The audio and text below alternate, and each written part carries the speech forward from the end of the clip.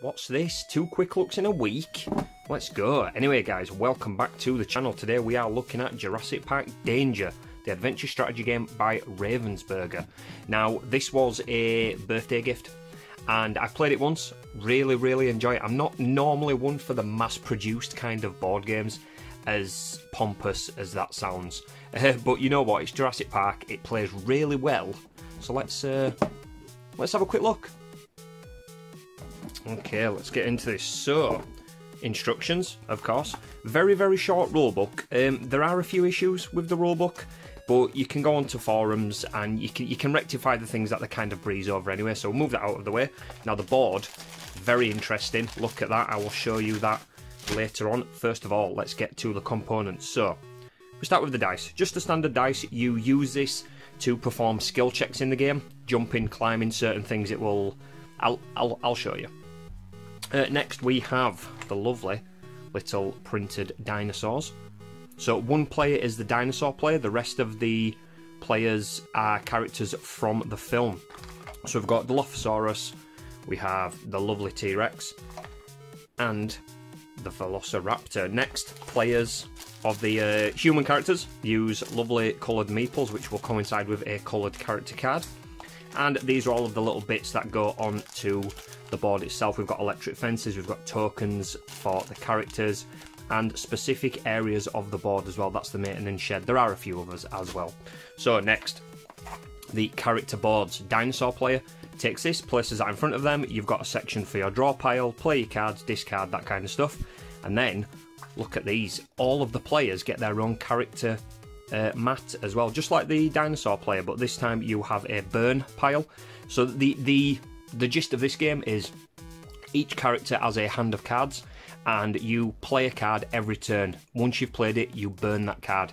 If you have no cards left, your character is unfortunately fatigued, gets caught by a dinosaur. That you know, you can fill in the gaps. They are tired, they want to go home. So we have John Hammond, Dr. Alan Grant, and also you'll notice each character has their own specific character goal. I won't go through them all.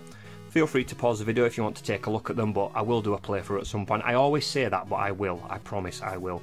We have Ellie Sattler. We have Tim, Lex, Robert Muldoon, Ray Arnold, the lawyer Donald Gennaro, and of course the lovely Dennis Nedry. Now there are a ton of playable characters. I think it's around 10 or something. It's a max of 4 players, but you get to play multiple characters over the course of the game. So we'll go into the cards as well now. Big stack of cards, if I can grab them. So first of all, we have the dinosaur player cards. Obviously those are the player cards just there. We flip these over. So same as player characters, the dinosaur player chooses a card, does both of the actions on the card, and that is their turn done.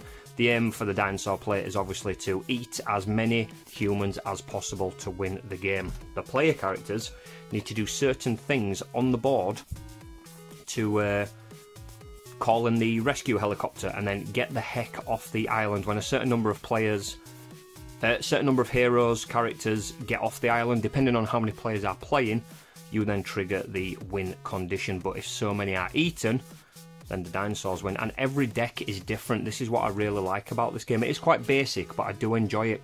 And the decks of cards kind of play to the characters. So look at Dennis Nedry's. You didn't say the magic word. And then certain symbols dictate things you can do in the game as well. I'll just go on to one of the action cards which I was explaining. So there we go. If Nedry needs to climb, he needs to roll the dice and score a 5+. He's not the best of climbers, is Nedry. But then if we went to someone else like Robert Muldoon, for instance, who's, you know, an expert tracker, wilderness hunter, he rolls a 3. 3+, he can climb. He's got an above 50% chance of completing that task. You do the same for sneaking, and then, like I say, every character has their own set of special abilities. Ray Arnold can distract. Donald Gennaro does his own little thing as well. He's not too bad at climbing. He's on a 4+. He can run away because, you know, that's what he does best. And then obviously Lex has got her abilities, IT kind of based, because she's the computer hacker. Tim's got his abilities. He can sneak on a 2+ because he's small and quiet. And then Dino Droppings, that's one of Ellie's cards.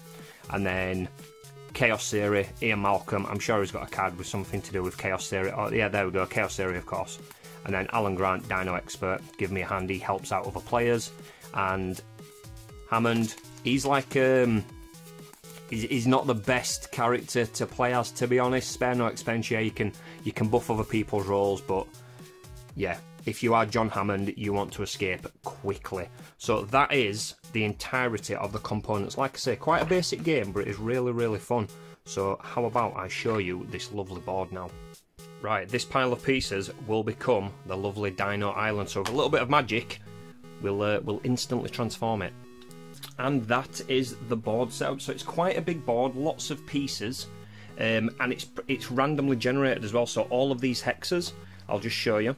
You shuffle the perimeter ones and then you lay them out obviously around the perimeter, and then you have the centre ones, same again, shuffle those, place them around. So every board layout is different. The only thing that stays the same is where these tokens go. Control centre goes there, maintenance shed goes there, visitor centre, players always start in the middle, and then we have the dinosaur location, so T-Rex is starting there this time.